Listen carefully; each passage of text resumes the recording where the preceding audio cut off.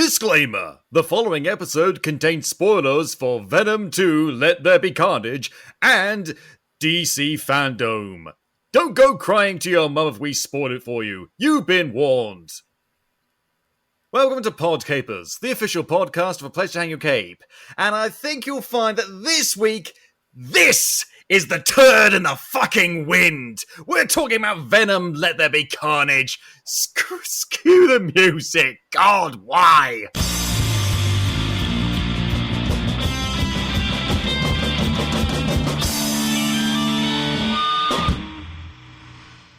Hello there, Capers, and as I said, welcome to Podcapers, the official podcast of A Place to Hang Your Cape. My name is Scott James Merridew. This is a show where we talk about various geek and nerd-related topics. I'm joined this week by a very special different guest for the second week in a row, and the man who I blame for my current mental state. It's Francisco Andrade. How dare you make me see this movie, Francisco? You know, in my defense, I said that the best part about this movie was the after-credit scene, and I stand by that.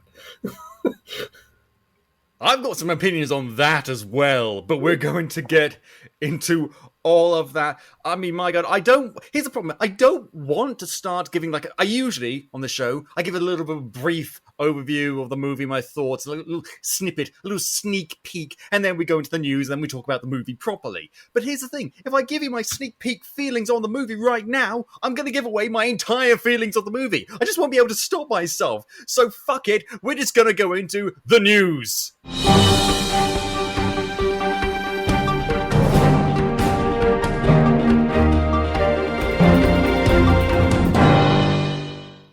I wanted to talk about other things. I wanted to talk about the recent announcement that Superman like John Kent has been confirmed as bisexual, not long after one of the Robins has been confirmed as bisexual, and the massive outcry of support that's caused, and the massive outcry of biphobic douchebags like fucking Dean Cain saying that it was a stupid thing.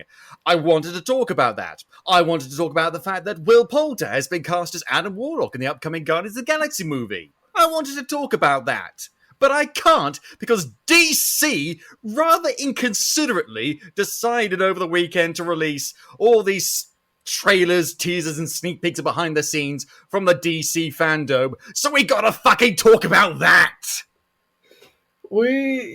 I mean, I'm excited about the other stuff. I think anytime Dean Cain disagrees with something, it means it's a good thing. Because fuck Dean Cain, I mean, honestly. Yeah, fuck Dean Cain. Who remembers him as Superman? Let's be honest. Yeah, I mean, I liked the Superman and Lois show that he was on at the time. I thought it was fine. But the guy's a dickbag, and I don't even want to talk about him. I don't want to talk about anyone who was in the God's Not Dead movies, but there we go. So yeah, DC Fandome. I mean, here's the annoying thing. Do you know what we're going to have to do is we're going to have to praise, in some cases, DC in this episode, while shit talking about Marvel later on. I don't want to do that, Francisco. That's not my modus operandi. I'm the opposite. Why? It does feel a little weird to be doing that, because we don't usually get the chance to do that. I'm so depressed. It is. Let's at least hit the good part of Marvel, which is Adam Warlock news. Yeah, Will Poulter has been cast as Adam Warlock. I'm quite a big fan of Will Poulter's, actually. I saw him years and years ago, before he was even a household name or anything like that. He was on this show over here in the UK, this sketch comedy show called The School of Comedy or something. And he was a tiny little babby kid back then. I think this was just after he did this other movie, Son of Rambo. That's Rambo with a W, just so you're aware. Gotta be running for me. And he was probably the funniest thing in that show. He was great. I really liked that. There was, oh god. So these are all little kids, mind you, and they were all quite good. But there was this long running thing of these people in the 1940s who were secretly gay, and there was this one girl who was a lesbian in the 1940s, but she didn't really know what a lesbian was, and she thought that meant playing cricket. And he's ostensibly her husband or a friend or something in the sketch. And there was this one thing where he sees her in a new sketch. She's like, "Margot, you're wearing trousers." And she's like, yes, Freddie, that's because I'm a lesbian. And she's like, oh, that's a relief. I thought you were going to say you were a communist. And I just knew, like, this kid's going places.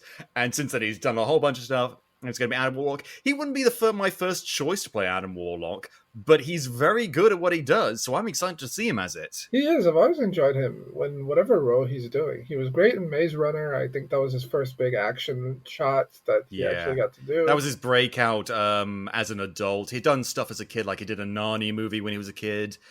And We're the Millers. Oh, yeah. Oh, I sort of forgot about that. Oh, I love that. You guys are getting paid?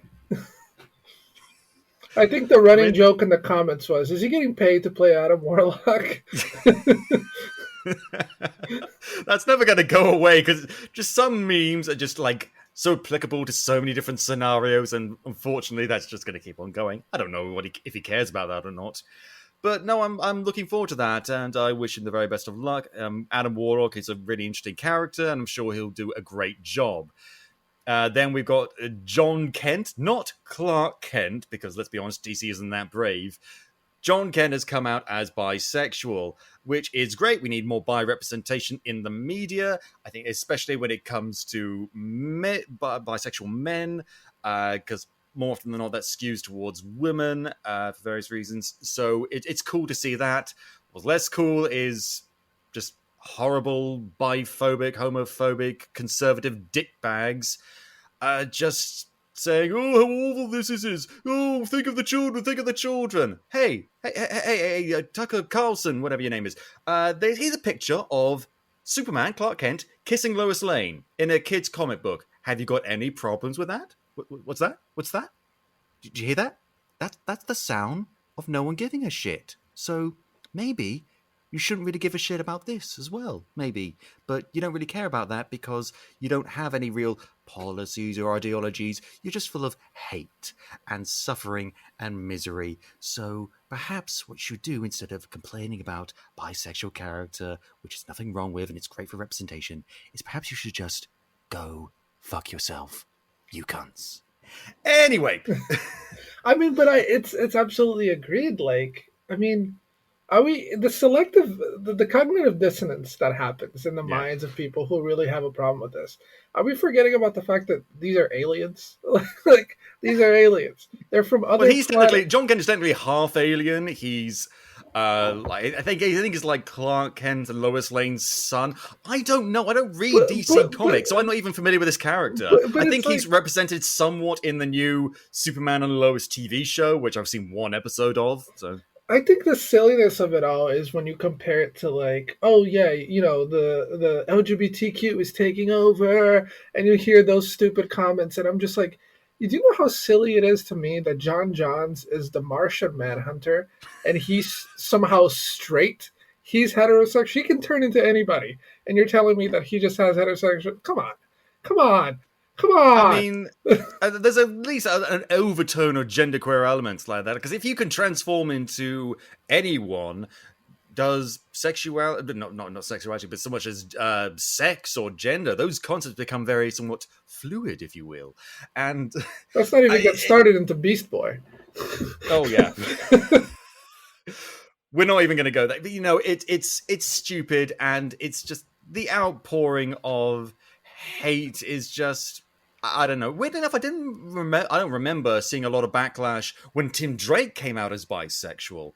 I think it's just when it comes to like something like Superman. Like, hey, remember when someone once mentioned, "Hey, what if Michael B. Jordan could play Superman?" and everyone lost their shit.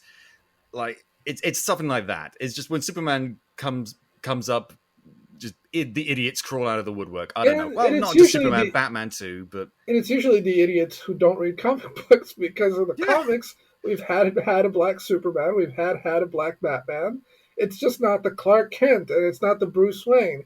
And if you guys would stop for a second and actually, you know, the fact that comic books have been used as a way to represent marginalized communities since the frickin' 50s, the 60s. Stan Lee was writing about black rights movements, and you guys aren't willing to both in a direct and allegorical way. And I remember seeing on like a meme website once a picture of like a poster from like, I don't know if it was like the 1980s, the 1970s, of Superman in front of a bunch of kids. And the poster was saying like, remember kids, your classroom is made up of people of different races, ethnicities, and nationalities. And being all American means accepting diversity.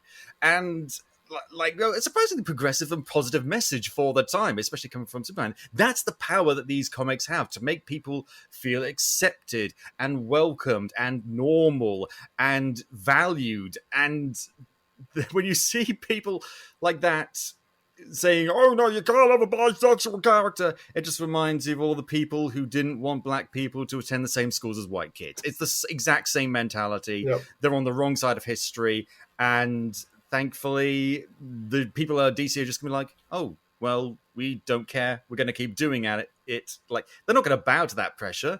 There's not even any pressure. They're just howling and screaming like paper fucking tigers.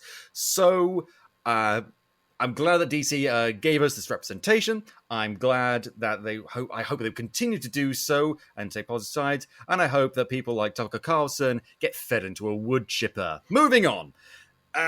So, the DC fandom, there is a metric fuck ton of clips and teasers. Honestly, I don't think we're going to even be able to talk about them all. Otherwise, this review will be like 3 hours long.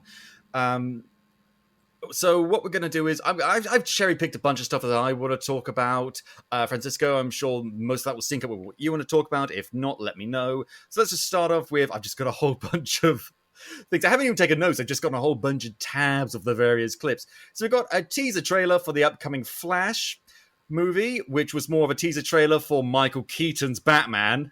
There's more Batman iconography in that trailer than there's Flash iconography. It's just like, hey, who's narrating it? It's clearly Michael Keaton. He's in the Batcave. He's talking about going to different dimensions. Do you get it? Do you get it, fans? We brought back Michael Keaton. We brought back Michael Keaton!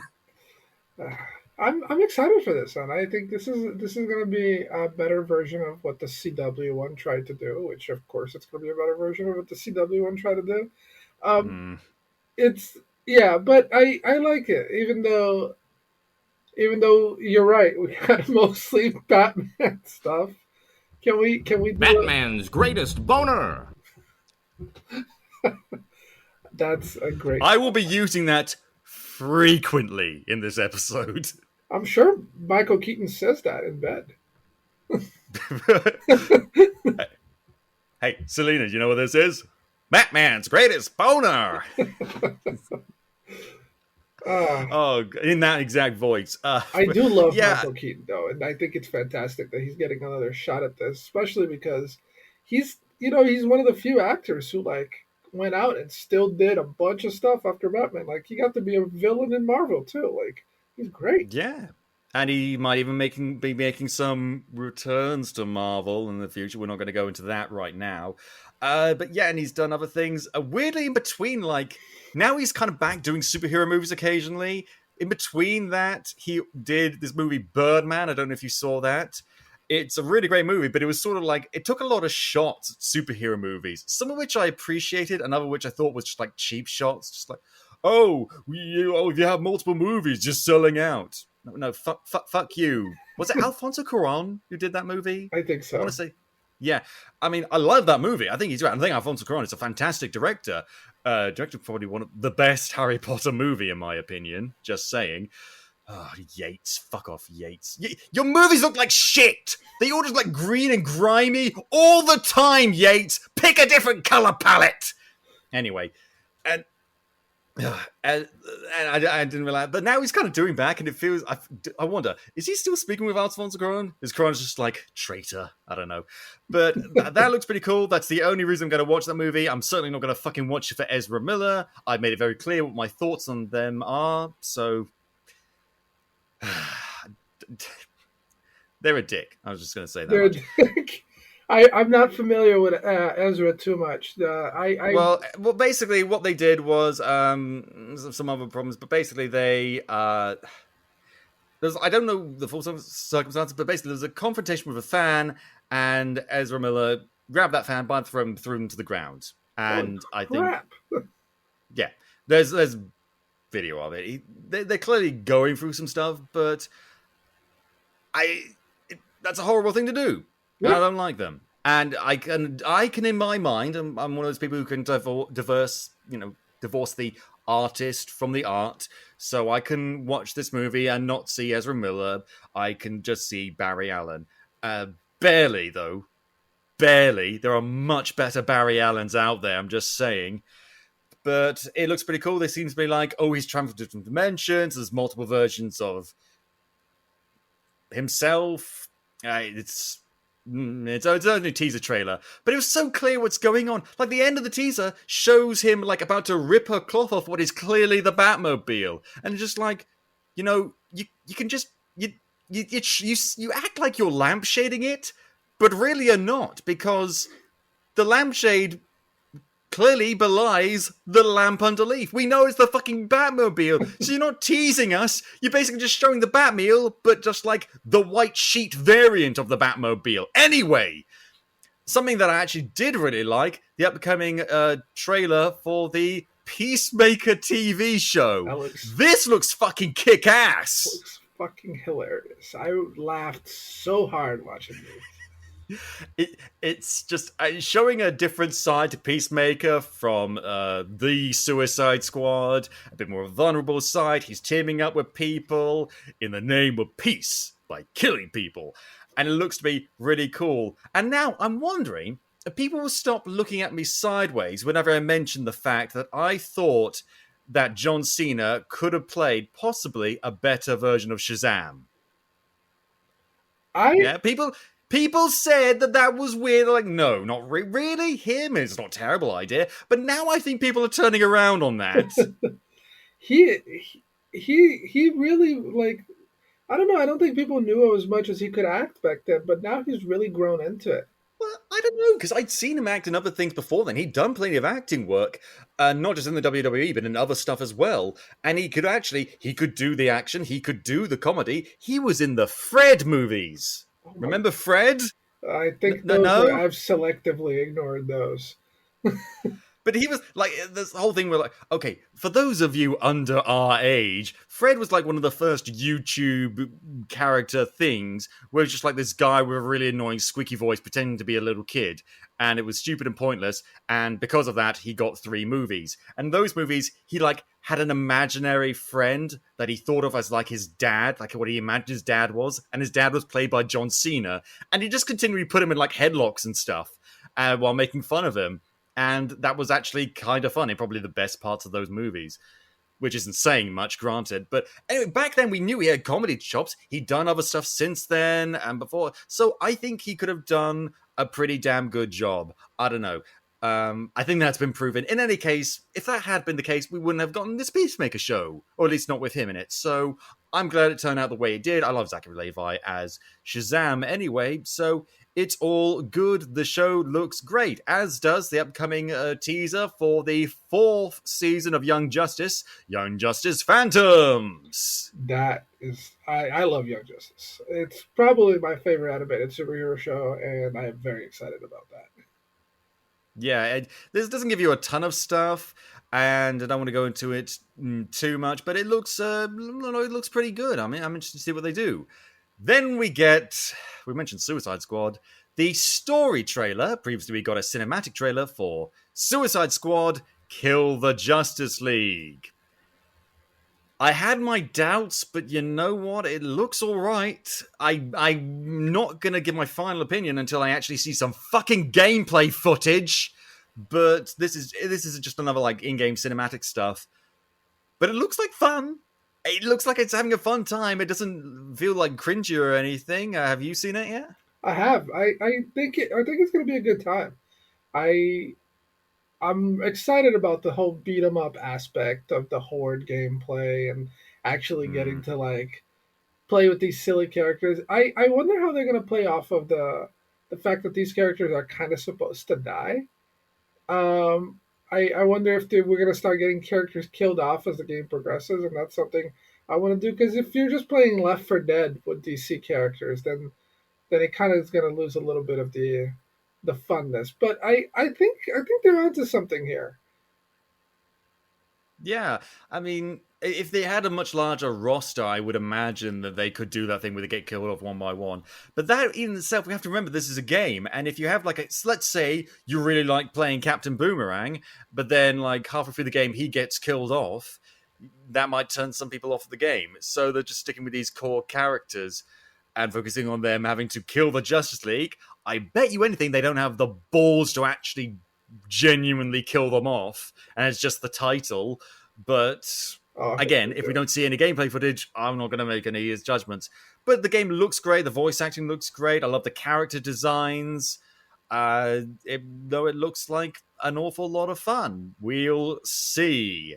Something else that looks a little bit gritty, a little bit down to earth, which is ironic considering the main character can fly. The teaser for Black Adam.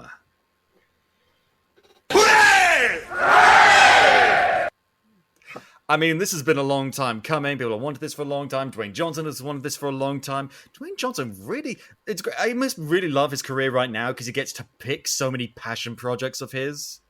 It really is. He's been talking about this for almost a decade now, and I think it's great that he finally gets to do it. And I will say this: the thing that I'm most excited about is the fact that when he wanted to do this, and as much as he said he wanted to do this, I was really nervous that we're going to make Black Adam into a good guy, into like a semi-good guy, into he may be good, he may be bad, he has his thing. No. Black Adam is a villain. He kills children. He kills women. He doesn't care. He literally killed a bunch of slaves in ancient Egypt. He is an evil, evil, evil man. And the show really starts with him just like killing people straight up. Full on skeletonizes a guy with his lightning. Lightning from my hands. Lightning from my hands. Lightning from my hands. And I am so excited about that. Like, make him a villain. He's a horrible man. Let's keep him a horrible man. And that's why we like his character. And they have introduced like heroic characters like Atom Smasher and Dr. Fate and Cyclone. Who the fuck's Cyclone? But anyway, so we're going to have that element, so which means he can focus on being a badass villain. Although, lest I remind you, Dwayne Johnson and villains in the past haven't always meshed well. Again, anti-hero might be more his speed, but I don't know. It might still be quite interesting to look at, and it does look pretty cool. So I'm interested to see where they go with it. I'm mainly interested to see Pierce Brosnan's Dr. Fate. That's actually what really is driving me to see this movie, because that looks pretty damn cool. Well, in my mind, it's pretty damn cool, because Pierce Brosnan is such a cool guy. Yeah, I'm excited for that. Come on, if James Bond is Dr. Fate, come on. Yeah. But like older, wiser, fine wine, less toxic masculinity, Dr. Fate. I'm interested in seeing. Well, no, Pierce Brosnan is a pretty chill guy in real life, so it's interesting to see that.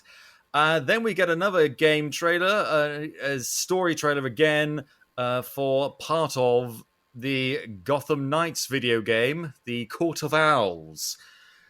I mean, again, no real gameplay, just cinematics. I don't know about you, but like a lot of the graphics look a little bit janky to me. They look kind of a little bit unfinished. Maybe this trailer was sort of rushed. I don't know. Can I just play as Batgirl, please? And maybe Robin, and maybe Red Hood. What's the other one? They're doing Nightwing. Oh yeah, Nightwing. Oh no, I do like all those characters. But it's just I don't know. I've got a bad feeling about that game, and although, with fairness, they have shown more gameplay than Let's Kill the Suicide Squad. They've shown how the characters have different, abilities and different methods of getting around. Like Robin, he's like tied into the Watchtower, the Justice League Watchtower teleportation thing. And you got to wonder like why they allow him to do that. Just like, hey guys, Robin's doing a teleport thing. Oh really? Is it like teleporting around the world to get to a crime instantaneously? No, he just teleported from one rooftop to another. Doesn't he have a grappling hook? Why does he need this billions of dollars of technology to jump from one roof to another? What did Batman teach him? This is Tim, right? Tim Drake? Yeah, this is Tim Drake. Probably Robin, not Damian Wayne. Probably hacked it. Probably. Oh, yeah. Son of a bitch, he hacked us. How dare he? Martian Manhunter, get him. No? What are you doing instead? Watering your plants? Oh, God, fine, we'll just let him do it. God, this whole operation has a necessary GDP running for more than some countries. The operational cost alone, and our prime benefactor Bruce Wayne just died. We can't afford this. Oh God, we're gonna have to rent out ad space in space. Anyway, so yeah, it looks fine. It's Court of Owls. I don't really care. Moving on to something I really don't care about. We talked about Dwayne Johnson earlier. He's back as Crypto the Super Dog in the League of Super Pets. Yeah, what the fuck? And Kevin Hart is Ace the Bat Hound. What is the hold that Kevin Hart has over Dwayne Johnson? Why do they always have to be in the same shit? He's got some dirt on him, I'm telling you. He's got blackmail on Dwayne Johnson because they always work. I'm surprised Jack Black isn't in this movie. I have no idea, but I feel like he's got blackmail on him or something because they always work together. I'm honestly surprised Jack Black isn't in this one as well. Yeah, just the three of them working together.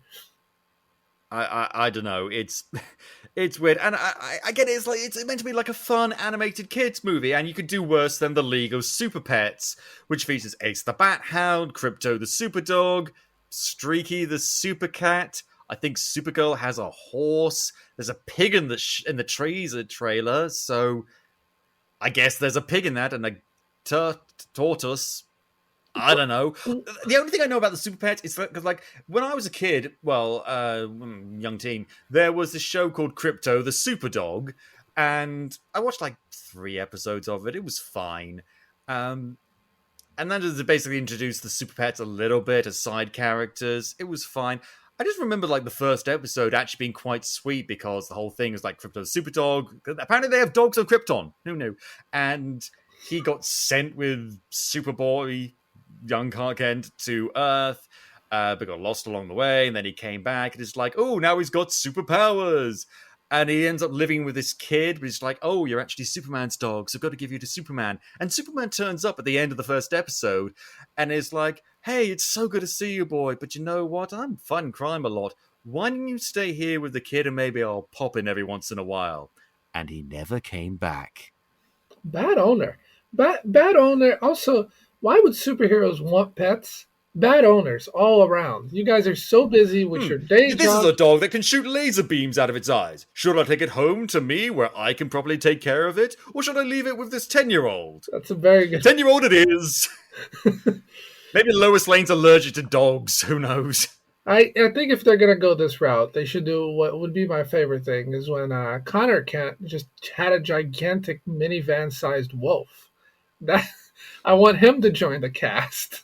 I want Wolf to join the cast and just be a gigantic minivan-sized wolf and just bully all the other dogs. I think that's what Ace the Bat Hound's doing. And Ace the Bat Hound is voiced by... And it's just... That seems like weird casting, Kevin Hart as Ace the Bat Hound. Like, that's not who I think of when I think of dark, gloomy Ace the Bat Hound. I hope that they got some stage direction plan for him that's going to make that work. Because I always think of him like, you know, he's the explosively angry guy. And I think that's his bit. And, you know, it works for him. And it worked for The Secret Life of Pets when he played the bunny. And he was cute because he was like a tiny little thing, but he was always getting angry. And that was like the thing. But Ace the Bat Hound is a huge, scary, looming dog. He's a fucking Doberman. Jesus. Anyway, that's enough. There's also going to be a video game based around it coming to PS4. Cool. Anyway, there's also, moving on from that, there's a trailer from an upcoming CW show called Naomi, set in the DC universe and the CW, centered around this girl, Naomi. And the teaser trailer is literally her ditching class to go see Superman, and then she falls asleep in the street. Like, I guess it's meant to be like she faints, but honestly, the actor plays it like she's just really, really tired and just suddenly falls asleep right there on the pavement. And it's just like, okay, cool. I have no fucking clue what this show is about. I know it's a teaser trailer, so I'm not going to show a ton, but it's really weird and kind of pointless, and there's nothing really to talk about. Moving on, we've also got this sneak peek coming for an upcoming animated show called Bat Wheels. This is the stupidest thing I've ever seen in my life. Honestly, we've talked about some good things, but most of the stuff in this fandom has been rat shit, bat shit, dirty old twat. 69 assholes tied in a knot. Hooray! Lizard shit, fuck! And nowhere is that better represented with Bat Wheels. It's like Batman characters, but they're cars. This is the weirdest thing that I blame Disney for this. For making Cars a popular franchise. I blame Disney. Oh, yeah. And then that started this downward spiral. Fever dream when they're high on LSD and watching Cars with their kids. This started the downward spiral. 2006, someone came up with the idea of Cars, and now, 15 years later, here we are, suffering their consequences. If creator of Cars, if you're listening, you should have stopped. And if the Flash, there's blood in your hands. And if the Flash does anything right, is he has to stop you from making that movie. But the car, isn't it bad enough that in the Teenage Mutant Ninja Turtles movie they did with DC, they all turned into animals. Everyone in DC turned into animals, and then we had, that was cool. That was cool for a one-off thing, not meant to be taken too seriously. Harley Quinn was a hyena. It scared me. It really fucking scared me. Just like the eyes. It was the eyes and the smile. She was so creepy. But I don't know. I was fine with the Legos. It's for little kids, so I'm not going to be too critical of it. That's true. But if little kids like Bat cars and Superman cars, then be it. But you just know that, like, they're going to be, like, each sold separately. It's a clear marketing gimmick. And I don't care about that. We've also got, however, a teaser trailer, sort of behind-the-scenes thing, for Shazam 2, Fury of the Gods. Helen Mirren's a villain in it. That's worth the price of admission alone. Not Black Adam? No, it's her and Lucy Liu are the main villains. Oh my god. I'm down for that. I'm 100%. Okay with that. That sounds incredible. However, I'm wondering how they're going to... I guess I'm more wondering, like, what's Black Adam's story arc going to be as compared to, like, Shazam? Because obviously, I mentioned they're keeping him as a villain, but who's going to be the protagonist? A lot of people are saying that they want him to be, like, a new villain that the Justice League face. But he's, like, his character that's really tied sort of centrally to Shazam, so I don't know. They say Shazam in his trailer. Like, you can't escape that. Like, you can't escape that he is a character related to Shazam. I don't know. Hopefully, they also don't know what they're doing with the Justice League, because now that the Snyder Cut came out and it's actually popular, they were just like, oh, should we go back to that? Because we kind of gave it up on this. And so DC has no fucking clue what it's doing. There's a bunch of CW shit going down. Doom Patrol's chugging along, just minding its own business. Titans is still going. I'm just taking this like I take the Assassin's Creed games. There may be some vague connections, but let's be honest, we're just individual things that maybe are good or bad or the same as the one that's previous. And we just kind of take a sort of a disconnected view, as opposed to Marvel, who's got a unique, interconnected tapestry. Anyway, speaking of disconnected stuff, something that seems really weird to me, but I get a lot of people are going to like, specifically the editor of this show, Alex, hi. The trailer for Catwoman Hunted, an anime or anime-esque standalone movie where Catwoman has to steal a bunch of stuff and is teaming up with Batwoman. I'm in it. I think it's going to be great. I think it's a good time. I like the fact of giving Catwoman that liberty of movement, of giving her like an actual animated like an anime show. It's going to be cool. She's going to be moving around and doing cool Catwoman shit. Which people really like. I'm actually surprised she hasn't gotten her own movie by now. Because she hasn't. She hasn't gotten her own movie. There is no Catwoman movie that we can really think of at all. Not a single one, right? I've never heard of it. Good. Good. Just so we're clear. There's not been a Catwoman movie. Oh, God, I'm going to have to do like an audio commentary on that movie one day. Moving on. We've got a behind-the-scenes brief look at the upcoming Aquaman and the Lost Kingdom, which surprisingly features very little footage of Amber Heard. Who knew? No idea why. Anyway, but it looks like this movie is... Well, we don't know a ton about this movie. It looks like it's going to be focusing a lot on, like, behind the impact of environmentalism and things like that. Jason Momoa looks really pumped to be in it, and so there's not much really we can talk about, but it looks pretty cool. Oh, what's that? What's that? Did you hear that, Francisco? It appears to be the call of 1,000 capers screaming, "Fucking talk about the Batman trailer already." Let's do it. You can start. It was an incredible trailer. Okay, I'll start with what we're all thinking. Batman's greatest boner. He's angry in this one. When is he not angry? He hasn't been calm since the 60s. He's really going through a lot. Can I start talking about the Batmobile for a second? Because sure, please. Actually, I would like you to talk about that. The Batmobile, I don't know what happened to it. It's like a more grumpy version of Kit the Knight Rider. Oh, yes. It's like the Winchester's car. It's just sort of like so nondescript you would almost mistake it for not being the Batmobile until you see, wait a minute, that's fucking Batmobile driving that Trans Am. It really is. It's like if the original Batmobile that Adam West was driving had a goth grandkid. Yes. Which I kind of like. So many of the Batmobiles have been somewhat over-designed of late. And this looks to be sort of like a return for form, and it looks kind of cool. The whole movie just looks they're clearly, honestly, this movie looks cool, but I'm detecting the faint whiff, the faint odor of trying too hard. Perfume for Men. It really looks like we want to be dark and gritty and grimy, which can work for Batman. If this was a Superman movie, I'd be tossing this movie in the garbage heap already. This movie's going to be a piece of shit. But it's Batman. It could work. It looks really cool in terms of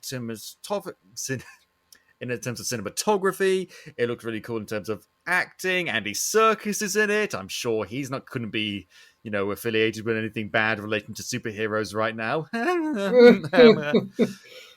And I wasn't sure, but like Colin Farrell as the Penguin, really? How would that? Oh, he's actually kind of cool. I honestly didn't even recognize him. It was crazy. Yeah, he's really disappears. It's not just like the prosthetics and everything, the fat suit and stuff. He really disappears into the role. It's really cool. I've always liked Colin Farrell as an actor. I don't think he's a leading man guy, but I think if you put him in your movie, it sort of elevates it and makes it just one shade better, but just not in the main role. That's just personal opinion. The Riddler, who still hasn't been shown, right? The Riddler hasn't been... Well, we know he's played by Paul Dano. We all saw Love and Mercy. We all know what Paul Dano looks like. So why are you hiding his face? It's Paul fucking Dano. Just show him in the bowler hat already. It's a mystery. It's a riddle. No, it's fucking Paul Dano. We know who he is. It's Jesus. It's everyone. I mean, if they had managed to keep it secret, like who's playing the Riddler, then I would be intrigued. Slightly let down when I realized, it's Paul Dano. I mean, cool. I like him as an actor. I think he's a very good actor, but just like there's not a wow factor. If it turned him to Jack Nicholson or something, then that would be like, oh my god, really? Okay, didn't see that coming. But Paul Dano's just like, sure, why not? I'm excited that they're trying to make the Riddler scary. But the Riddler's not scary. He's impressive and intimidating when he's written correctly, but he's not scary. Like, he's not the fucking Joker. He's not Scarecrow. He's not Solomon Grundy. He's the Riddler. You're not meant to be scared of him. You're meant to be, like, frustrated by him. Like, ooh, his diabolical machinations. Ooh, he seems to be one step ahead. You're supposed to hate him a little because of his arrogance. You're supposed to, feel bad for him because you think, like, oh, this guy maybe could have been a good person if he just had a better handle on his shit. But scared of him? No. But he was scary in Hush. That was the one Batman story he got to be like. He got to be. Was he scary? Oh, he's got a big tumor on his head in the shape of a question mark. Oh, I'm so scared. And even then, you were just more impressed by, again, the machinations, his plans within plans within plans. That's his mystique. That's what makes him an interesting character, but it doesn't make him scary. And nor should he be. I don't want to be scared by the Riddler. And if you're trying to make him scary, it's like trying to make Superman dark and gritty. It just doesn't work. Thank God they never think to do that in DC. Oof. God, we are 40 fucking minutes. I think we've covered everything. Is there any other aspects of the DC fandom you'd like to bring up, and maybe I haven't seen? We didn't talk about Aquaman King of Atlantis, which dropped on HBO Max on October 14th. Which we should probably... Well, there's a good reason for that, and the reason is, and this is just my personal opinion, I don't give a shit. If anyone hasn't seen it, it's Aquaman if he got stuck in, like, I don't know, Adventure Time Land. It's the same animations, kind of similar animations. So it's Teen Titans Go then, isn't it? Isn't it? Okay. So I watched the first half of it. I watched 20 minutes into it. I didn't stop because it was so bad. I stopped because I just had to stop. It's kind of silly. It's funny. I think as a dumb brain dead humor, it's funny. That could work for anything. It would work for Aquaman, in fairness. Yeah, I think that it doesn't. I like that it doesn't take itself too seriously, and it's really about Aquaman just like not understanding what it's like to be king. He's literally just beaten Ocean Master. And they're just like, and they play. What do you mean, constitutional monarchy? He becomes king because he beat Ocean Master, and he gets in the throne. And then the Ocean Master literally comes back in a minute into the series, and he's like, "I'm here to challenge you for the throne." And he's like, "Didn't I just beat you? I threw you in jail." It's like, no, we just let people go here. We just let him go, like making fun of the DC thing. There's no time limit on challenging for the throne. If you base your monarchy around that, unless you establish actual time limits, like in Black Panther, you can only do that like at a certain time. Once a year or something like that? Doing a ceremony? I think although they do it like twice within the space of like a couple of days. I don't know. But yeah, just establish clear rules about this. Or maybe, don't base the center point of your government around duels to the death. Imagine if Queen Elizabeth had to defend her throne from someone in a fist fight. And the only challenger for the last couple of years has just been Charles. Just like, right, mummy, this is it. It's time. You and me, mano we mano. That's right, bitch. Don't step to the queen, y'all. Now I want this to happen. I think that you've established a better system of government, and frankly, I'm here for it. Well, I'm still replaying The Witcher 3, and there's a subplot where a bunch of like the king dies, and someone wants there to be a monarchy, like handed down, like hereditary speaking, and other people just like, no, we should just like, do it by deeds and valor. Whoever has the best story. Because I'm sure no one could fuck up a storyline relating to that, where someone is elected monarch based on the best story. I am making so many side-eye references to so many other bad bits of media. We have to move on. Anything else from DC Fandome? I hope that's it. Thank Christ. Let's finally get on to fucking Venom and get this over with. And before we do that, some ads. Here they are. And now we're pleased to bring you our feature presentation. We've finally gotten to the review 45 minutes into the episode. Hooray! Yay, Venom, yay. Are we done?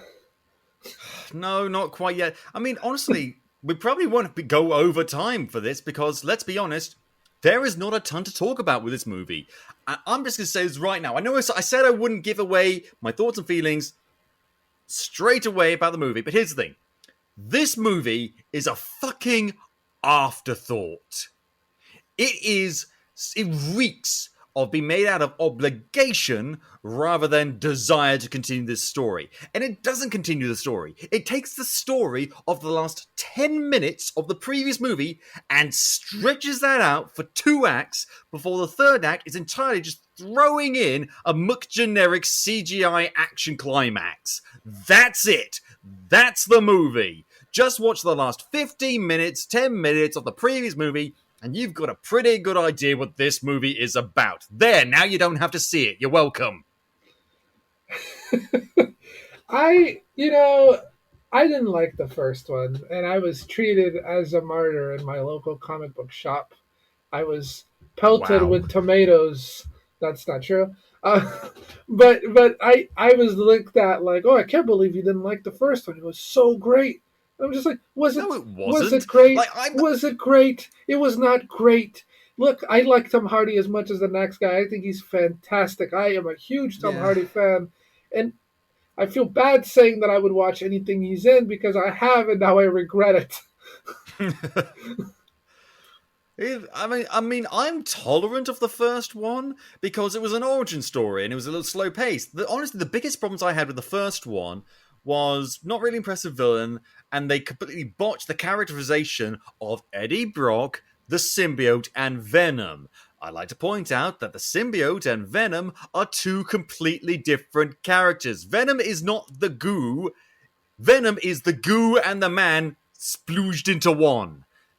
Venom is a hive composite character of 2 different personalities working in tandem. You separate them, it's Eddie and the goo, not Eddie and Venom. And there's so many other things wrong with that. He says, I'm not a parasite! But you clearly fucking are. You're draining him and you're an adverse effect on his health, which is weird because they refer to them as symbiotes. And as anyone who knows anything about biology will tell you, that's not how symbiosis works. Not even in the context of the comics. The comics, they laid it out pretty goddamn clear. And I'd be fine with that if they said, like, oh, if they don't achieve symbiosis, then they act as parasites. That's fine. And they do sort of lean into that a little bit. But when he gets bonded with the symbiote, it makes him feel worse when he should feel better. He should feel more strong, more powerful, more in control. And his darker side comes out because the suit, it's an addiction. And no! Instead, he acts like a fucking parasite. And I was hoping, beyond hoping, that this movie would fix some of those issues. Clear up the lore, ground the characters a bit more, and just make him the Venom that I actually like. But in this movie, Venom is a wuss! He absolutely is. It is really weird. He runs away from every fight he knows he can't win, or has a low chance of winning. His whole climax of meeting Carnage is, oh no, we gotta go. We can't even go. I mean, we probably could, but again, there's just so little to fucking talk about. I was watching this movie just like, when are you gonna fucking get to it? When are you gonna fucking get to it? Oh, you're getting to something? Oh, it's not something with Venom, it's something with someone else. This is Carnage's movie, but Venom is just taking up most of the screen time. But anyway, let's just get fucking started. It's directed by Andy Serkis, who, I'm going to be honest, has had sort of a mixed bag in his filmography when it comes to directing. He did this movie Breathe, which was mixed. He did this other movie, which I didn't see, which was also mixed.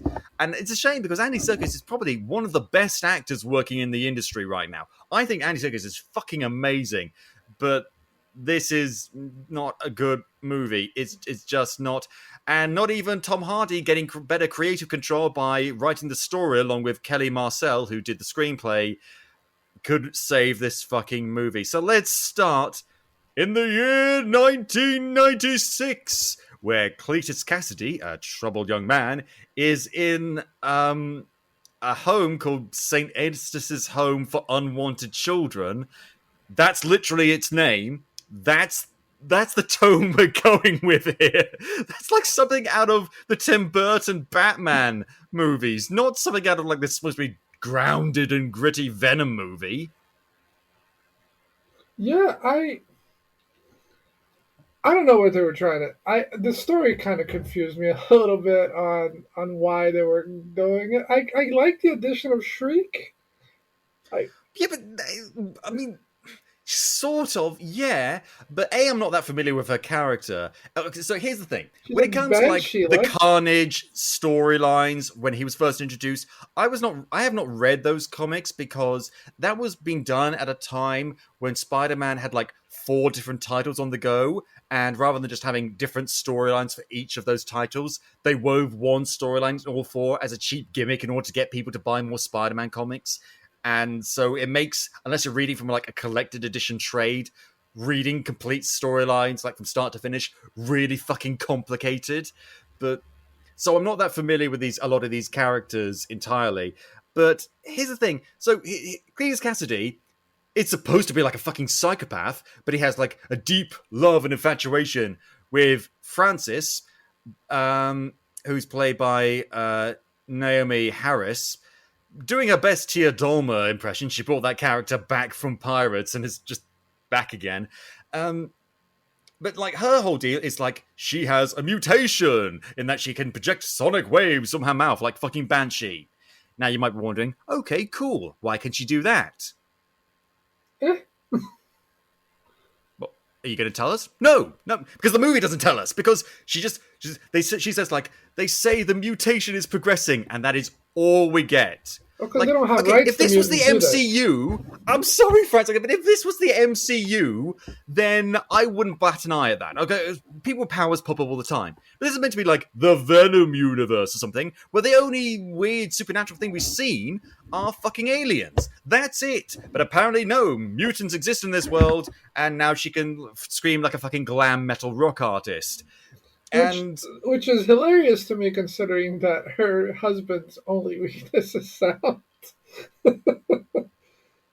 And What's that? her husband's only weakness is sound, which is the funniest thing to me.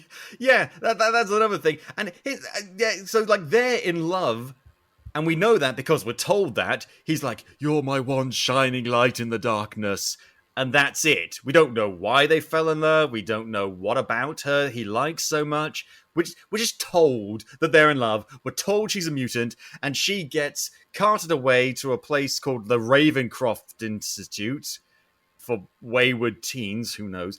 And initially, it seems like she might have been killed because she screams at a police officer's face, and then he accidentally shoots her with a gun, but then she wakes up with like a funky blue eye in the Ravencroft Institute in a cell, and it's just like, that's it.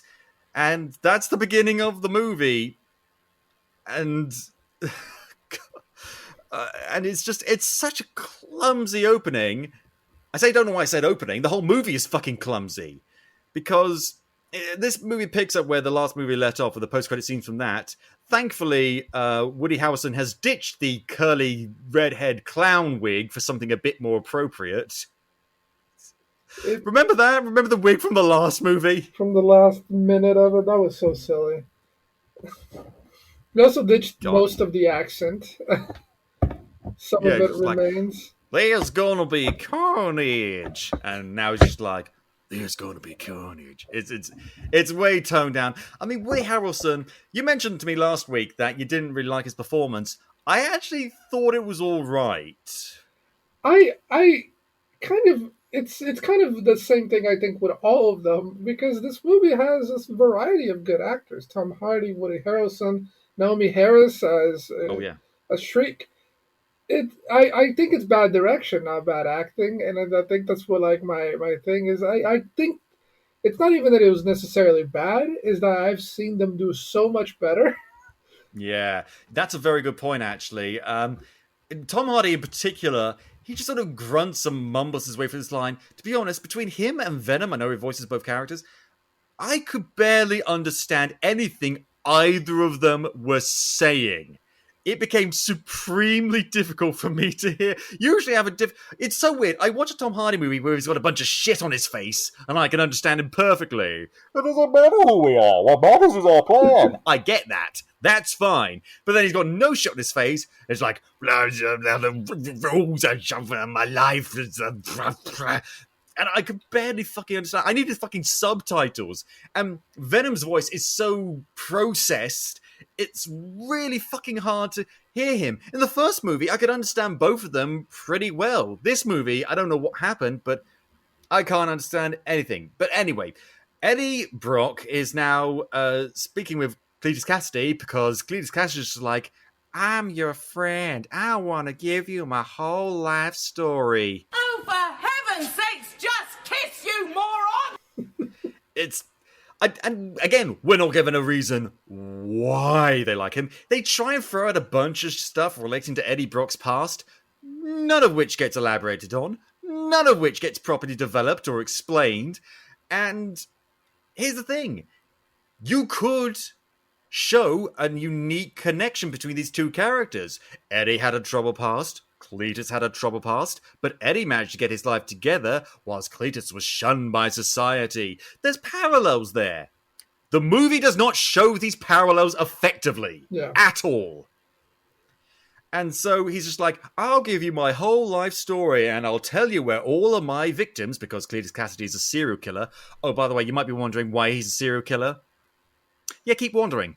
So he's just a serial killer. They don't go into why. They don't even do like a montage of like his killings or anything. They mention he killed his mom and his grandma, and that is it. That is all we get. And they say later on that the reason why he did that was because they were physically abusing him. It's like a blink and you miss it line meant to elicit sympathy for him. But I've got to be honest, A, you need to go into more detail than that. B, we know he's killed other people, and we assume they're innocent. And C, in the comics, Cletus Cassidy was... how can I put it? He's an asshole. He's a complete and utter, unrepentant, psychopathic murderer. That's what made him so different to Venom, because Venom killed, yes, sure, but he only killed people that he truly felt deserved it and tried to save as many innocents as possible. He had a sick, twisted morality, but he had a morality. Cassidy had no morality whatsoever. And imagine a guy like that combined with the symbiote. He caused carnage. Side note, they mention the word carnage a whole bunch in this movie just to kind of drive home the fact that he's called Carnage. It's really clunky. It's really fucking clunky. Oh god. It was so filled, and also so filled with unnecessary CGI throughout. The prison break scene. Bad CGI. Oh, we're going to get onto that. We're going to get onto that. Before we get onto that, he's like, I'll give you my whole life story. But then Venom's like, look at his cell. He's got a bunch of diagrams on his cells. That's something that we can use to help solve the case of all of his killers. And that's exactly what they do. They kind of give Venom, all of the symbiotes actually in this movie, a whole bunch of extra powers, like tapping into the fucking internet.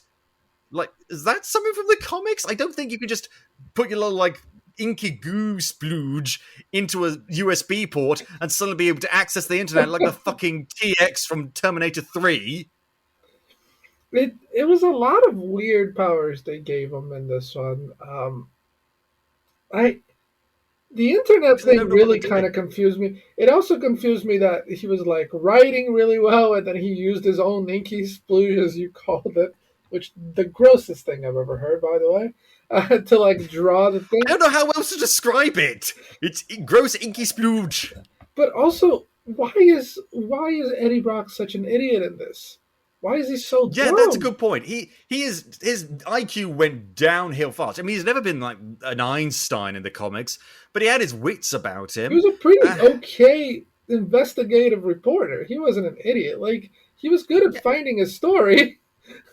This is the thing, they constantly go on about this movie and the previous movie about how, he makes bad decisions. But in the comics, the whole thing, his whole origin story was that he was a troubled guy who tried to do good, maybe didn't always go about it the best way. But the whole reason why he fell, why he became Venom, was because he made a decision that most other people would have made, and it ruined his fucking life. And he failed. And through almost no fault of his own, he reported a story that he thought was correct, turned out not to be correct, and he got blacklisted from the industry because of it. And in these movies, they just show like, oh no, he makes bad decisions, so that's why he sucks. No, he's supposed to be a victim of circumstance. That's what drives him to be to such extremes, because it can be incredibly frustrating when you do everything right and still get shat upon. Just yet another example of why these movies don't understand this character. But anyway, so Eddie manages to solve the location of all his of Cletus's victims. I guess he kept them all in one place. Well done, Cletus. Hey, here's an idea. Do you know what a clever serial killer does? They leave their victims in different places. Like, you know, if you leave a body in a completely different state from another body, like, interstate police departments rarely talk to each other unless people like the FBI get involved, so you can get away with that shit. I just realized now that I've given serial killer advice to people on the internet. Maybe that wasn't a good idea. They also mentioned that Cletus is like cannibal at some points. They keep hinting that he's a cannibal. He's like, I've tasted blood before, and yours isn't. Like, he keeps like wanting to lick people's blood and wanting to bite people and what the fuck is going on? We're just so angry about this movie. Like, this movie is a cavalcade of, oh, what fresh hell is this? So Eddie solves the case and, you know, lets meet in, the police get it, which really angers Detective Mulligan. Who is, who is he in the comics? He's Toxin. Yeah, he's Toxin. Sure, yeah, I didn't know this character. Oh, okay. So he's Carnage's son. For those of you who aren't aware, in the comics, he becomes the new symbiote. He's the host of the new symbiote, Toxin. There's a whole bunch of symbiotes running around. Who's Carnage's son, and he's supposed to be stronger than Carnage, but he's the one symbiote who's truly good. Like, this guy is like fully like on the side of good. He's not an anti-hero. He's straight up. He helps. Oh, really? Yeah, he helps Spider-Man. He actually like cares about justice, and he did pretty cool. And he's supposed to be stronger. I guess every new iteration is supposed to be stronger than the last, which is why Venom was so like scared. Yeah, but he's apparently really angry that Brock was able to find all these bodies. Like, I don't know if he was like working as a police officer or the FBI in this movie, and frankly I don't really care. You could cut this guy out of the movie and honestly nothing would be lost, which is a shame because he's played by a good actor, Stephen Graham, but he's got a whole thing with Brock just like, I don't like you because everywhere you go bad things happen, and just like, well, maybe that makes me a victim. No, you're a bad person. Anyway, it's really weird. This whole movie is just really weird sometimes, and Cletus is really unhappy with Eddie because he's just like, oh no, I was going to give you my life story and tell you all the victims are, but you figured it out anyway. And because of that, he's sentenced to death because apparently the governor of San Francisco, whatever it was, overturned some sort of edict that said they couldn't execute people. Yeah, it was a weird thing, which I don't know how the laws are. I know there's different laws for different states on capital punishment. I will say, for the record, as an Englishman, as someone who's lived in a country who've not executed anyone and where it is illegal to execute someone since like the 1960s, I will say that these scenes in movies always make me uncomfortable. Like, really uncomfortable. Yeah, as someone who lives in America and has a faint understanding of how laws here work, because it's different by every state, it's really strange that I'm getting into actual judicial law into this movie, but it's really strange that they would arrest him in the state that's not of his origin, and that because like, are we assuming that he killed the people there? Because he could have been tried in any state. He killed someone, but he's from Alabama. I just want to say that if he had done this in Alabama, which is probably why he didn't do it, they would have just shot him in the head then. He would have been executed by the end of the week. Ain't no trial needed here, boy. He killed someone. put him in the back of the barn, and like, but We're like, gonna go John Wilkes Booth on his ass. yeah, but because it's like San Francisco, there's a whole trial. All I'm saying is, if you had done this in a southern state, Texas, North Carolina, any of those, this And even movie in a wouldn't state have like, happened.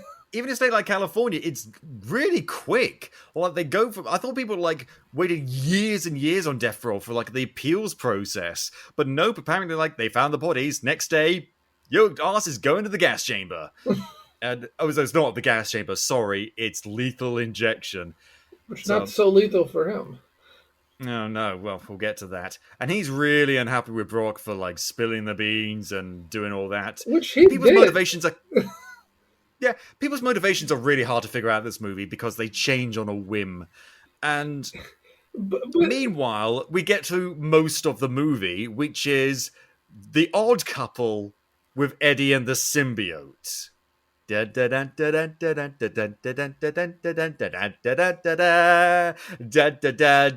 Blow my brains out because it is just boring.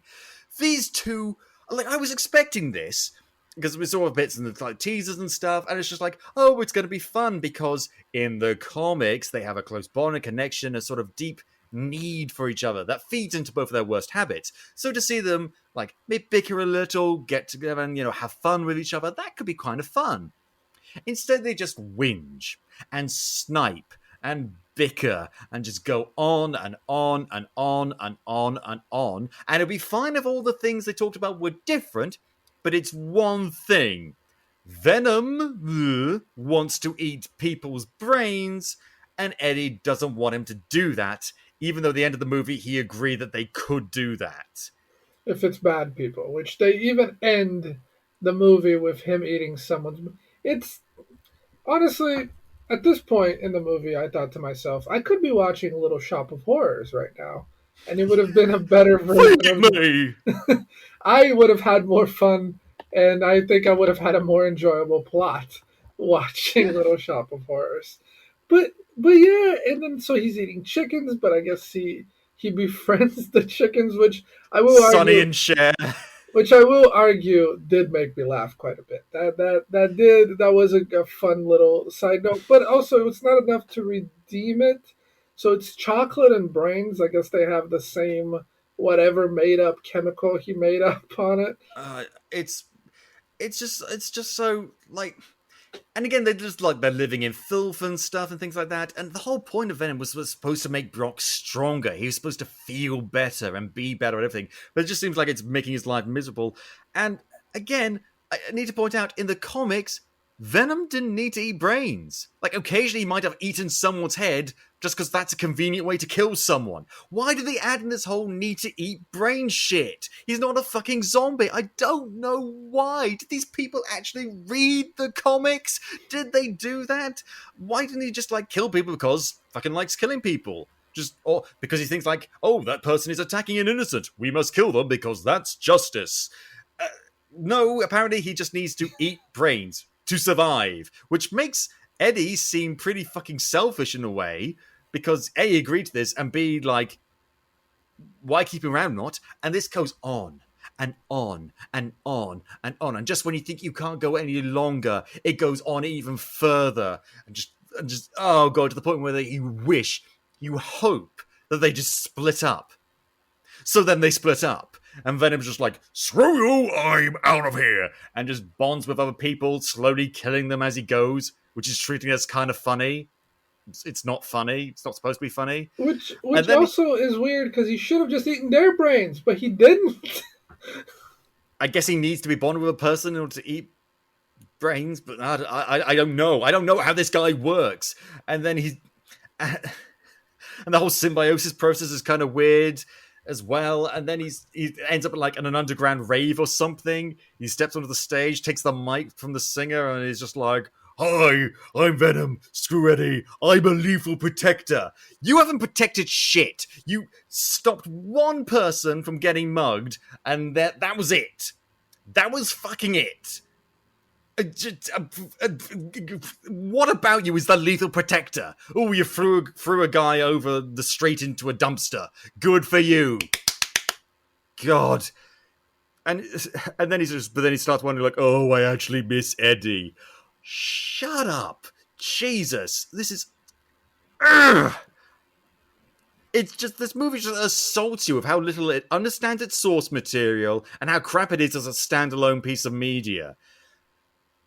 And thankfully, though, it is somewhat broken up by going back to Cletus. And honestly, I find his character just much more interesting. I just kind of wish the whole movie was just about him, because he previously at the prison, they had a bit of an altercation.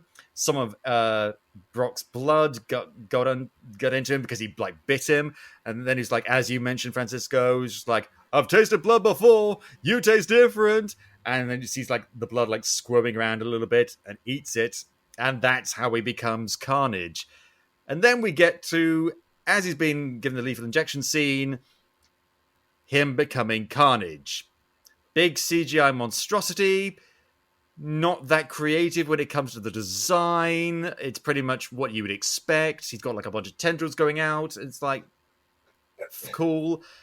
And then you think, okay, so maybe this might be kind of interesting to see him lay waste to all these people. But then you have to remember that in the UK, I don't know what the equivalent is over in the US, this movie is rated 15. I don't think, aside from that one scene with Brock and the thumb biting, there is a single drop of blood shown in this entire movie. Nope, and it's PG-13 here, and so 13-year-olds can see it in the US. Yeah, and the whole prison scene just felt not. It wasn't scary at all because it was so CG.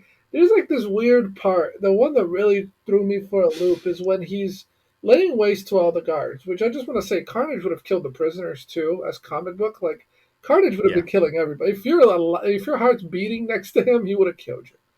And but anyway, so he's going through the prison. He's working his way through. He's about to kill the warden because I guess he hates the warden. Which okay, fair enough. And then as he goes to do it, he turns into like this weird Carnage hurricane. What was that? He spins around like the fucking Tasmanian devil, which apparently generates enough centrifugal force to create a mini tornado in the prison. And then it does nothing. It does nothing. And then he just goes back to choking the warden. And I'm just like, the fuck is the point of this? Why? Just answer me this, but why? Also, how? And like people shoot at him, and like his body opens up to let the bullets pass through, and it's like, there's a guy in there, right? The body hasn't dissolved into the goo. He should have been shot with a fucking like. He can like create Carnage whole things like he can create like sort of solid constructs with his gooey spooge. So why didn't he create like a shield or something? Or the bullets bounce off of him? Or he deflect them with like little like knife tendril things. So he splits the bullet in midair like that one scene in fucking Wolverine Origins. No, they just pass right through him. Cool, great, whatever. And then he just eats people bloodlessly, like just bloodlessly chops their heads off. I just don't care. And then he like strolls out and then it's just like, okay, so this Carnage symbiote thing, what's its deal? Is he just like fully merged with it or something? And it's like, no, I want to kill my father, Venom. Okay, why? 'Cause. Again, silence. The movie doesn't say. This is his whole deal. This is what the rest of what he's doing for the movie is just like trying to find ways to kill Venom. And he doesn't say why. He doesn't say why at all. No motivation whatsoever. He just wants to kill him. Cause. Oh, God. Meanwhile, we have to go back to Eddie. He's just like cleaning up his apartment, just like, I'm so much better now that I'm free of Venom. And all he's done is cleaned up his shitty apartment. Come on, get happy. That's all it is. But then he gets like, he gets caught up by the police, just like, hey, by the way, Cletus Cassidy, the guy who says he doesn't like you and wants to kill you, he's out. Okay, cool. Do I get protective custody? No! You're on your own, because apparently the word of one detective who doesn't really like him is enough, I guess. So he... Oh my god. So they try and pass this off like super hardcore investigative reporting. He tracks down St. Estes' home for wayward youths and finds a tree with like, wait, CK Hearts FB. That could be Cletus Cassidy. Phones the police guy up. It's like, hey, I think I found someone relating to FB. Do you know who that might be?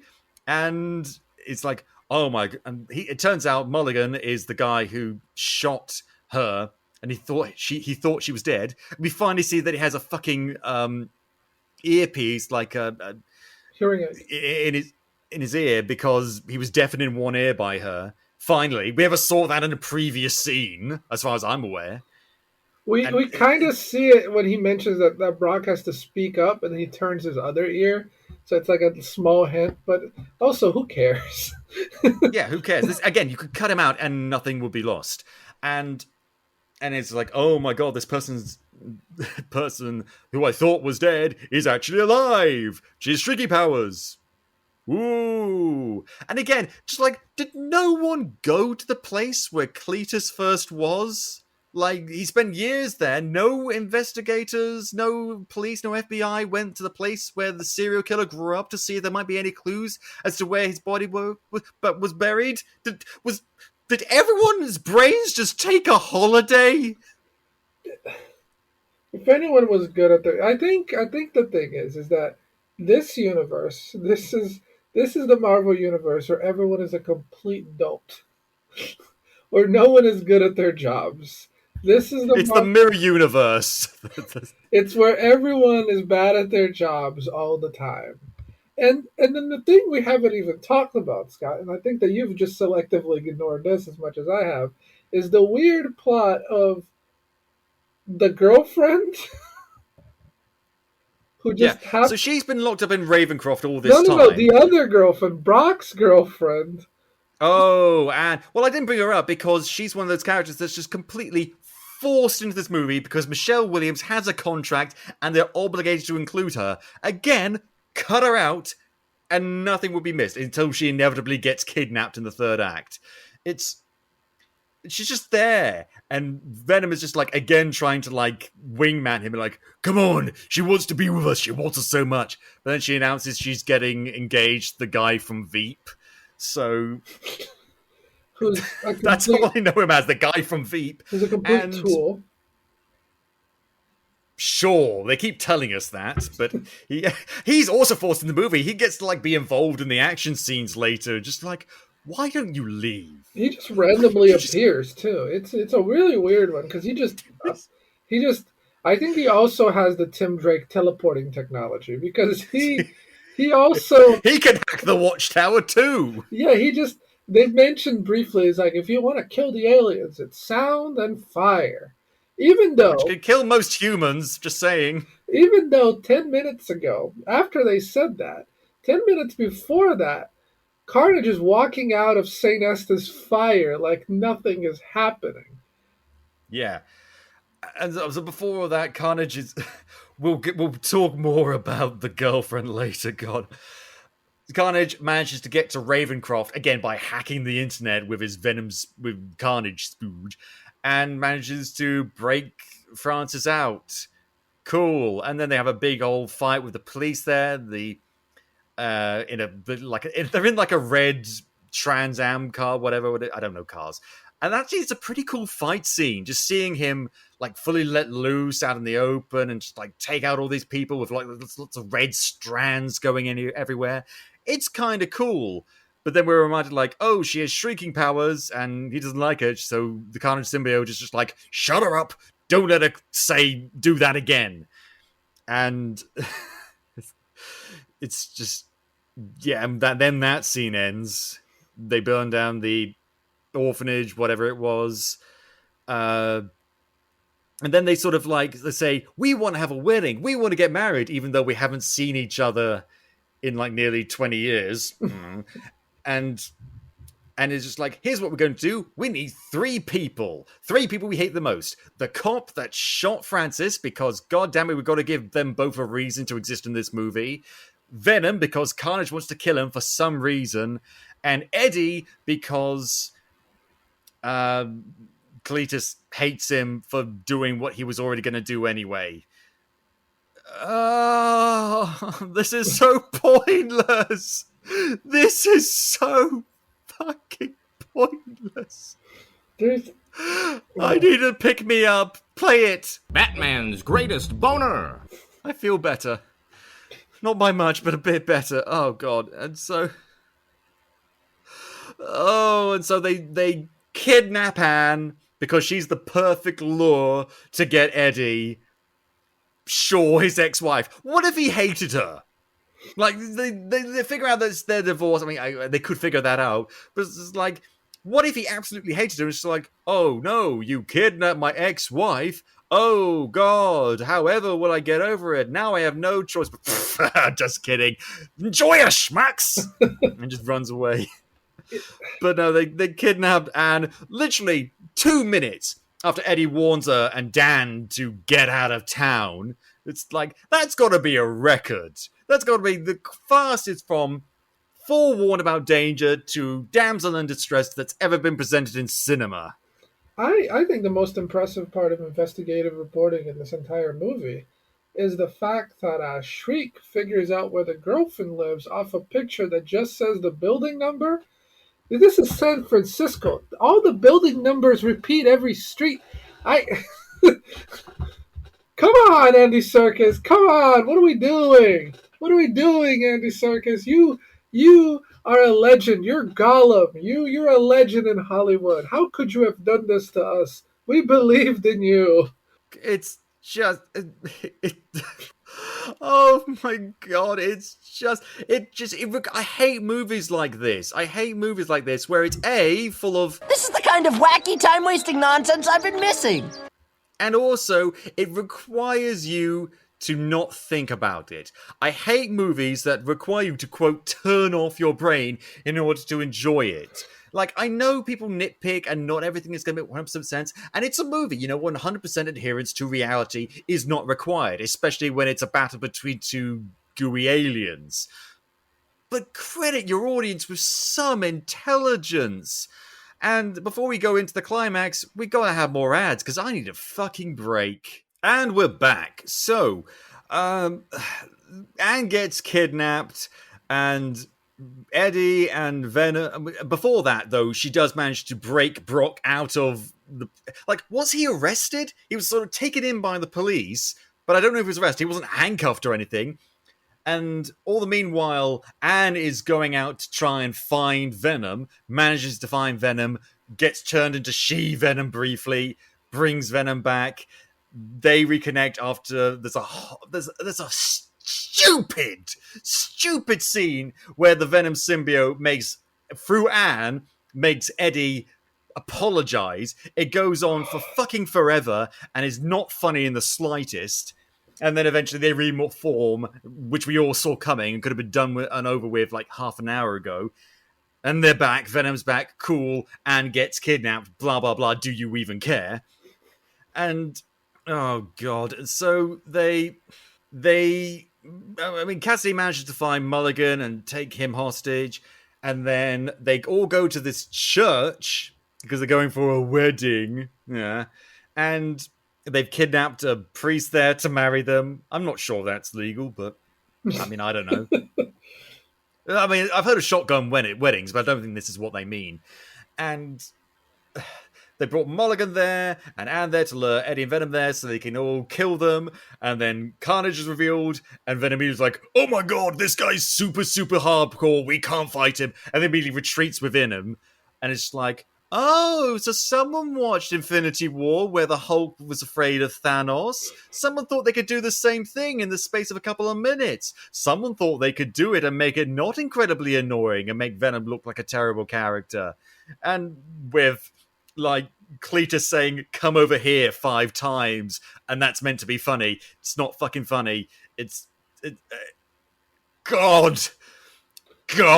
And then Cletus is somehow unwilling to kill the priest, which is the weird part to me. I guess because he needs them to get married. Dude, you can find another priest. You Go down to the courthouse or something. Who gives a shit? This is not legal in the least. It's not like you have the paperwork. Just say you're married. What are you going to do afterwards? Apply for tax benefits? It Like, take out a loan on a house? What's... Me, and also, How long have these two known each other for? They knew each other briefly when they were teenagers. Now they're fully fucking adults, and they don't know each other. But who cares? This movie, if you think about anything for more than a femtosecond, you're just drawn into this whirlpool of misunderstandings, lack of motivations, lack of planning, and just general bewilderment. It's deeply unpleasant to watch. At least for me and my stupid brain. But anyway, but then there's just like, oh, screw it, let's fight them because, let's be honest, it's the third act, we've got to wrap this shit up.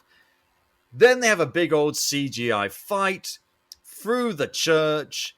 They try and include like Christian iconography and stuff, like Venom the monster is climbing up the parapet. I don't fucking care. Carnage takes a screaming Anne up on the screens. He knocks over Shriek. By the way, they call her Shriek like once for no reason. Calling her Francis the whole movie, but then suddenly Carnage calls her Shriek once, and we're just meant to accept that. Okay, her name's Shriek now. Cool. Let's not look any further into that. Let's not ask questions. That doesn't invite any sort of line of avenue of inquiry at all. God! This movie's killing me. Moving on. They fight, they realize they can't win, but they have Sonic, and then they look over to Shriek, who's been knocked over by Carnage because she did a Sonic thing. Oh, yeah, by the way, there's a bit where Carnage goes really big, and Shriek this whole time has been, like, trying to kill Mulligan. Very poorly. She doesn't, like, use her Sonic powers at all, really. And then... oh, God. So then she, like, sees this big Carnage, and is just like, baby, you gotta stop. This isn't good. And it's just like, what bitch, you were willing to murder a man 5 minutes ago. You were fine with all of this. He's not even doing anything different. He's just slightly bigger now. What has changed? What? Why? How? And then she kind of just leaves Mulligan half dead, which, okay. And later on in the movie, he's like, oh, freaks, monsters, blah, blah, blah, and his eyes glow, and that's meant to mean something. I've no idea why his eyes fucking glow. He's toxic now, because he also has a thing. Which I don't know that because I don't know that character. Most people who watch this aren't going to be familiar with that character. And even people who do know that character, they haven't set that up at all. He's not got his own symbiote or anything. So... it's nothing. It's fucking nothing. It's absolutely goddamn nothing. Which is wild. The whole symbiote thing, the reason why people are so confused, and the reason why I think you were confused too, is he never interacted with Carnage. When the fuck did he get a symbiote? So even if you do know the character, it still makes no sense. If they showed a scene of him biting Carnage, or Carnage doing the weird tentacle porn crap that he did with like 3 other characters, which disgusting by the way, but he did do it. He kept doing the tentacles on people's throat, which why there's so many easier ways to kill people.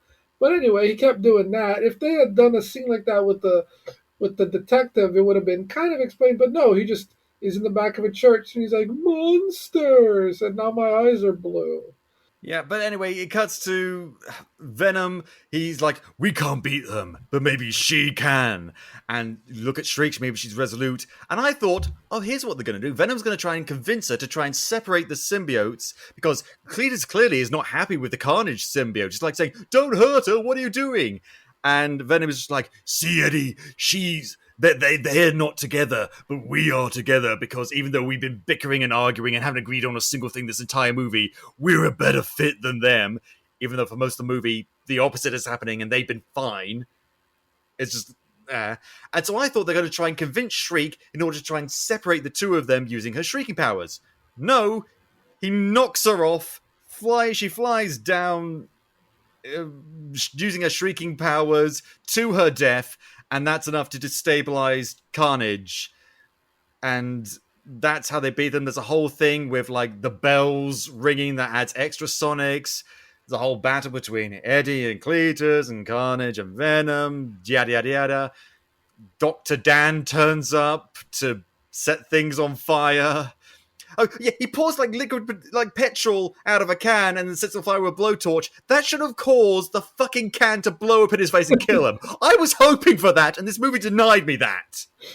It was...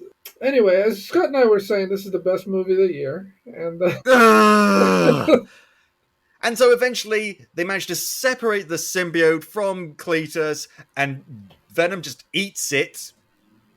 Carnage is dead, I guess. And then they they get a hold of Cletus, and he's just like, I was a monster before the symbiote. You can go ahead and kill me, I guess. I'm done with this movie. And they bites his head off. No blood. Seen it off screen. Don't give a shit. And it's like, so yeah, they keep on saying he's a serial killer, he's a monster. But before the symbiote, we didn't see him do anything bad, except for, by Eddie. We're told that he's a serial killer and a mass murderer.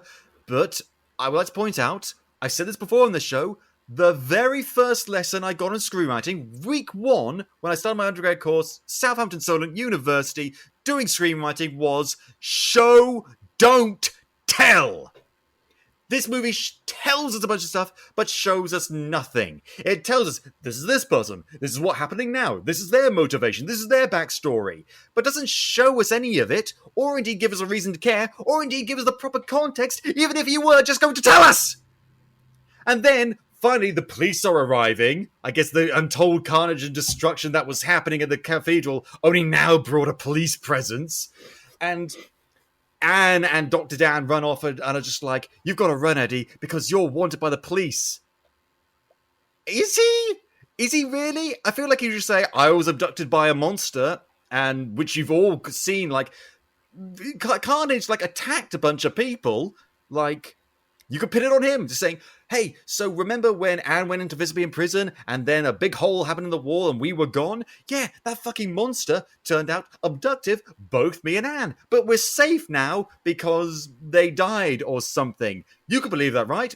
And they could get away with that. But apparently, no, Eddie is now on the run, but not Anne, for some reason. Anne is equally culpable because she went into the police station and then disappeared, leaving a big hole in the wall, but apparently, she's in the fine, she's in the clear, and it's only Eddie that needs to go on the run. And despite being on the run, they managed... Sorry? And the cop was in the church with them. You think he probably would have just been like, no, they were fine. Yeah, he would have corroborated the story. Anything. But no, they need to go on the run. Eddie somehow manages to evade the police and ends up on a beach somewhere, which is a reference to a Spider-Man comic way back when, but it's like, oh, it's him and Venom watching the sunset together. Oh, how nice. Do not care. Which brings us to the reason why I saw this movie. Not even the post-credit scene, the mid-credit scene. Basically, they're hanging out in their room in a hotel on the beach somewhere, and Venom is just like, if you knew all the things I've seen from the hive mind of the symbiote, tales of infinite space and dimensions, it would blow your tiny mind. I kind of want to know about that now. Okay, just a quick peek. And then they're in the MCU. And they've no idea how they get there, and they see Peter Parker being outed as Spider-Man on TV by J. Jonah Jameson, and that's it. And then that's the thing the internet has been freaking out over. That's the whole thing. Oh my god, this changes everything. I don't care. This is not worth the price of admission. You lied to me, Francisco. Listen. You said that this was really cool, but it's not. It's lazy. It's weird. It's not explained. Venom has no idea how it happened, so it's not like he's something he did accidentally or whatever. They're just in the MCU now. Boop, they're in the MCU. And I always knew that they were going to be. I just assumed they would retcon the previous movie and this movie to have always been in the MCU. And because they're in San Francisco, they could get away with that. We see earlier in the movie the Daily Bugle on one of Eddie's computers, so we know that stuff exists. There's been connections made with different characters, so why is this spectacular? Why is this interesting? Why is this so amazing? Why is this so cool? Because it's not. It's disappointing and pointless, and I do not care. Oh, the complete and indescribable anguish! But did you like it? I thought it was fun. The movie, no. I think that there was a few moments of passable in an otherwise really kind of okay movie. No, I mean, not the whole movie. I just mean like the end credits scene. The end credits scene, I thought the one thing that kind of weirded me out is that Venom has this weird like Batman's greatest boner for Spider-Man. Batman's greatest boner. He sees Peter and he's just like, ooh. And even Brock's a little weirded out by it. And he like licks the screen and like he sees Peter and I guess he's a Tom Holland fan. And he's, it's again just like, oh, because they have a connection, they've got to like, oh, I'm really intrigued by this guy. Don't know why. What if it was just a completely different news story and he just like saw like Dan Rather? Oh my god, that'd be fantastic. And he just licked the screen. Oh my god, Wolf Blitzer, my favorite. I don't know, just. I'm excited. I'm excited because I'm not. This represents not just an MCU. It represents what we're gonna see in the next Spider-Man movie. Like we knew that Doc Ock was gonna show up, and as much as Andrew Garfield's trying to deny it, we know he's gonna show up. But I like the fact that Venom might actually be in it. I'm hoping for Gwen Stacy. I'm not. And you know why? Because this isn't Venom. These characters are not Venom. They look like Venom. They might even occasionally have a similar backstory or characterization to Venom, but they're not really. Not really. They don't have anything that made Venom interesting or compelling or dynamic at all. And I'm not even just talking about like him being divorced from Spider-Man for a little bit in the first movie or anything like that. No, just when you get the nuts and bolts of the character, this is uninteresting, unappealing, and I fucking hate it. I hate the laziness of this film. I hate how they just expect us to gleefully shove this down our gullets and say, thank you, sir, please may I have some more. No, this is bad. Awful, and it's mixed. How does this have mixed reception? It's not been out for a while, but it's got 61% in Rotten Tomatoes. I have no idea why. This is poor direction, poor acting in some cases. I mean, some people are clearly trying, but as you say, they've been better in other films, and you know what? I'd be more inclined to say Tom Hardy's better in this movie if I could fucking understand a word that came out of his mouth. Characters are shoved in for no goddamn reason. Other characters are in there who could be cut out entirely and nothing would be missed. The motivations for all the characters are all over the place. It's boring and unfunny and aggravating and just weird and not in a fun way. It's just awful. Before we go any further, let's have one last round of ads so I can calm down. Now, I'm sure by now all of you are saying the same thing. Stop your foul whining, you filthy piece of distended rectum! So I'm going to see this next bit, like, final thoughts about this movie as a whole, like you were going to do before. Francisco, what are your thoughts, generally speaking, on this movie, now that we've had a good long chat about it? I need to get my own soundboard ready, because I really want to hit it with the IGNs. Has a little something for everyone. 9 out of 10. But you know, I kind of agree with the 6 out of 10. There were moments where I wasn't completely turned off on the movie. When Venom takes over Mrs. Chen, I genuinely laughed. I like his interactions with the chickens. I think the movie. So inconsequential stuff that doesn't really matter in the grand scheme of things. I think the biggest thing that this movie had a problem with is that they didn't know whether they wanted to be silly or serious, and they went for both, and it didn't work. And it didn't work. And I think that's the thing. If you wanted to make a silly movie, your villain can't be a serial killer. And that's the thing, is that... Well, you say that. There's a movie from ages ago called The Problem Child. They did the exact same thing. And the serial killer in question was played by the guy who played Kramer from Seinfeld. Oh my god. I need to see that. I have not seen. I need to see that. Look it up. I watched it when I was a kid. It's really fucking weird. That is wild.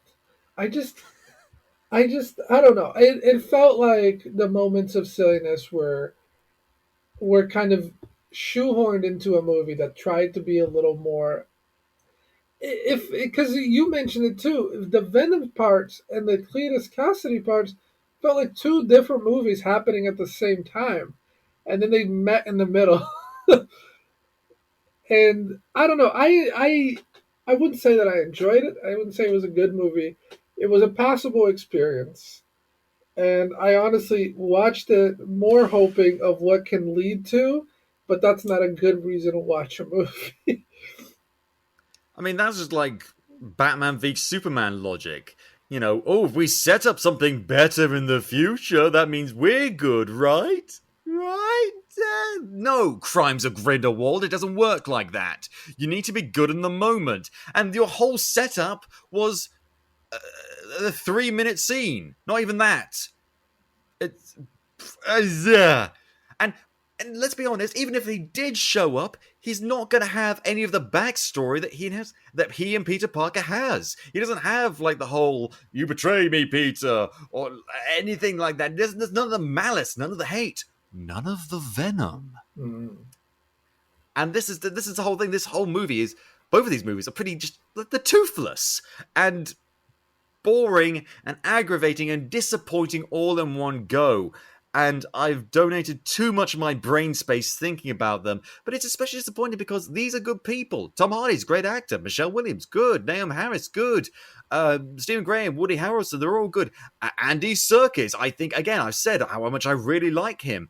But it's just, I don't know whether they had to cut stuff out like they did the other movie. I don't know whether they just didn't care so much. I don't know if they had limitations because of COVID or anything like that. I don't know, and I don't care because there's no real excuse for a movie this piss poor, in my opinion. If other people like it or think it's passable, fine, good for you. But I was uncomfortable and consciously aware the whole time, and I was just wondering, like, when is it going to get good? When is it going to get good? When is it going to get good? When is it going to... Oh, that happened. When is it going to get good? When is it going to get good? And this was a never-ending series. I felt like I was traveling through Dante's Inferno, just going to one ring of hell to the next, but nothing's really changing. It's just bad. It's a bad movie, and I don't want to see any more of it. I just don't. And presumably we're going to get more of this version of Venom. Maybe when he's in the hands of some better people in the MCU, he'll actually be better, but by that point we'll have two movies. And maybe I'm being unfair. Maybe I was hoping too much by asking this movie to fix the problems I had with the previous movie. But you know what? If a sequel can't even do that, how can we expect it to stand on its own merits? And on that note, I think finally we're going to end the fucking show. Thank you very much, Francisco, for joining me today. I will never forgive you for this. You're very welcome, and I think between making you watch this and Raya and the Last Dragon, I think that you're going to ban me forever. So it's been nice being on Podcapers. Oh, God. But if you enjoy the show, Capers, please tell your friends, shout it from the rooftops, and if you haven't already, go back and listen to some of our other super episodes, like our last episode last week, which was a lot more fun for me. You can listen to the show on iTunes, YouTube, Spotify, Amazon Music, or at podcapers.com. If you want to get in touch with us, suggest show topics, or maybe come on the show yourself. You can find us on Facebook, Twitter, and Instagram at AP2HYC. Thank you very much, Dan Harris, for our logo, the lovely microphone, the red and blue 3D glasses. Those are mine. And thank you for listening. This has been Podcapers, the official podcast for a place to hang your cape. Cue the shitty rap music with the word Venom in the title. Also our theme song.